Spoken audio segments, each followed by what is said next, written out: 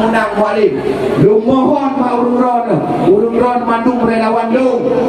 Lu perjuangkan supaya mualimnya menang di lu semua. Nyong kampung mualimnya. Betul bukan nyong kampung mualim. Oh, dah sayang dengan mualim. Mualim dipitnah rada tako. Dipitnah rada tako.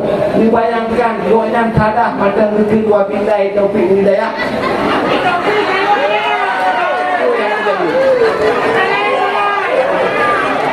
Iriwen diputar-putar sang-sang panggil salah.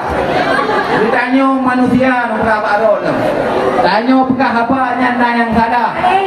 Profesor pun, kekenas profesor pun yang salah.